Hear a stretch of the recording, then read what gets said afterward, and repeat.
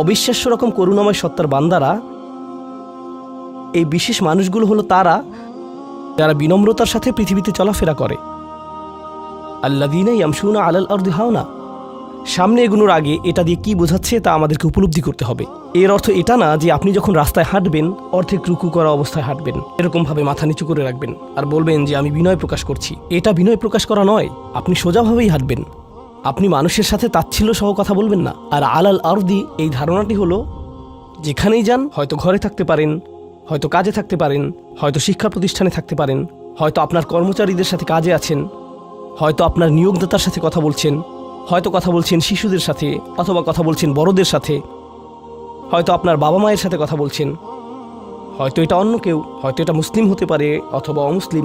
যখনই মানুষের সাথে কথা বলেন এক ধরনের বিনয় থাকতে হবে। যেভাবে আপনি তাদের সাথে কথা বলবেন, কাউকে মূল্যহীন বোধ করাবেন না আপনার কথার দ্বারা। যেভাবে তার দিকে তাকান, যেভাবে নিজেকে উপস্থাপন করেন, এটাই আল মাশি আলাল আরদি হাওনা, পৃথিবীর বুকে বিনয় সহকারে চলাফেরা করা, বিনম্রভাবে। আপনারা দেখবেন যে কোরআনে বিভিন্ন রকমের অহংকারের কথা এসেছে। এখন এখানে সবাই জানেন যে অহংকার হলো হৃদয়ের একটা ব্যাধি, এটা থাকে হৃদয়ের ভেতর, তাই না? কিন্তু ভিতরে যখন কোনো ব্যাধি থাকে, যেমন কোনো ভাইরাস যদি ভিতরে থাকে, বাইরে এর কিছু লক্ষণ প্রকাশ পায়, উচ্চ তাপমাত্রা, ঘাম, এই ধরনের লক্ষণ। কোরআন তুলে ধরছে অহংকারের কিছু লক্ষণ। উদাহরণস্বরূপ আল্লাহ বর্ণনা করছেন যেভাবে মানুষ অন্যের দিকে তাকায়। কোরআন বলছে যে এমন মানুষ ছিল যারা রাসূল সাল্লাল্লাহু আলাইহি সাল্লামের দিকে এভাবে দৃষ্টিপাত করত, ইয়াকাদুল্লাযীনা কাফারু লা ইউযলিকুনাকা বিআবসারিহিম। তারা এত কঠিনভাবে আপনার দিকে তাকায় যে তারা যেন তাদের দৃষ্টি দ্বারা আপনাকে মাটিতে ফেলে দেবে, এরকম কঠিনভাবে তারা আপনার দিকে তাকায়। অন্য কথায়, তারা কোনো কিছু বলেনি, তারা কোনো কিছু করেনি। তাদের অহংকার কোথায় ছিল? শুধুমাত্র তাদের মুখমণ্ডলে, শুধুমাত্র তাদের চোখে। তো তরুণদের জন্য এটা একটা উপদেশ। তোমার বাবা মা হয়তো তোমার সাথে কিছু নিয়ে চিৎকার করছেন, সেটা ন্যায্য বা অন্যায্য যাই হোক, আর তুমি বসে বসে শুনছো, আর তোমার রক্ত গরম হয়ে উঠছে এবং পাটা চিৎকার করতে মন চাইছে, কিন্তু তুমি শুধু কুৎসিত চাহনি দিয়ে তাদের দিকে তাকিয়ে আছো। এই কুৎসিত চাহনি দিয়ে তাকিয়ে আছো, আর তোমার মা বলছেন, আমার দিকে এভাবে তাকিয়ে আছো কেন? আমি তো কোনো কথা বলিনি। তুমি কিছু বলনি, এটা পুরস্কার পাওয়ার মতো কিছু না। তুমি কিছু বলনি, এটা পুরস্কার পাওয়ার মতো কিছু না।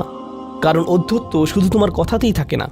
তবে অভিনন্দন যে তুমি কোনো কিছু বলনি, এটা অপেক্ষাকৃত ভালো, কারণ সেটা তাহলে আরও খারাপের দিকে যেত। কিন্তু এক ধরনের অধ্যত্ব, ক্রোধ এবং বিনয়ের অভাব আমাদের চোখে মুখে ফুটে ওঠে। সুম্মা নজর, সুম্মা আবাসা অবাসার, সুম্মা আদবার ওয়াস্তাকবার।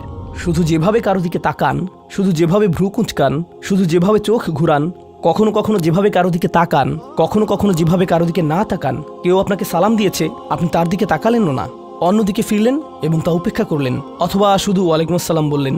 আপনি সালামের জবাব দিয়েছেন, কারণ তা না হলে তো গুনাহ হতে পারে, কিন্তু জবাব দিলেন খুবই নিচু স্বরে, এটা নিশ্চিত করার জন্য যাতে সে শুনতে না পায়, আর সে মনে করলো যে আপনি জবাব দেননি।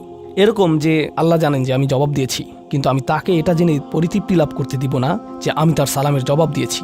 তো যখন সে এসে বলে যে ভাই, আমি তো আপনাকে সালাম দিয়েছি, আপনি জবাব দেননি, আমি তো জবাব দিয়েছি, এটাও হাউন এর অভাব। আল্লাযীনা ইয়ামশুনা আলাল আরদি হাওনা। মানুষের প্রতি বিনয়, শিশুদের প্রতি করুণা, বয়স্কদের প্রতি করুণা, এমন মানুষদের প্রতি করুণা যারা এর যোগ্য না। আর প্রসঙ্গক্রমে এর অর্থ এটা না যে আপনাকে অপমান করার সুযোগ আপনি মানুষকে করে দিবেন।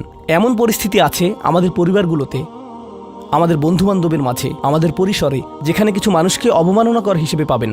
এমনটা ঘটে। আপনার পরিবারে এমন মানুষ রয়েছে, কখনো কখনো আপনার পিতামাতাও এরকম হতে পারেন। এটা খুবই কষ্টদায়ক বিষয়, এটা খুবই অন্যায্য বিষয়, আর আপনাকে এগুলো সবসময় শুনতে হয়, বারবার শুনতে হয়। শ্রোতাদের ভিতরে এমন নারী রয়েছেন যাদেরকে আমি দেখতে পাচ্ছি না, তারা পর্দার আড়ালে রয়েছেন, কিন্তু তারা যে অবস্থাতেই থাকেন, হয়তো শ্বশুরবাড়ির আত্মীয় অথবা ভাই বোন বা অন্য কারো কাছ থেকে তাদের কথা শুনতে হয়, আর তাদের এটা সব সময় শুনতে হয়, আর এগুলো শুনে তাদের রক্ত গরম হয়ে যায়। তখন কি করবেন?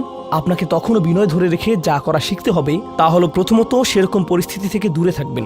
যদি জানেন যে মেজাজের ভারসাম্য হারিয়ে ফেলবেন, তখন সেখান থেকে বেরিয়ে যান। এই মুহূর্তে আমি এই আলোচনায় অংশ নিতে পারবো না, দুঃখিত, আমি একটু হাঁটতে যাব। রাগে বিস্ফোরিত হয়ে যাওয়ার আগে এটা থেকে বেরিয়ে যান। এটাই প্রথমত এবং প্রধানত ইয়ামশুনা আলাল আরদি হাওনা।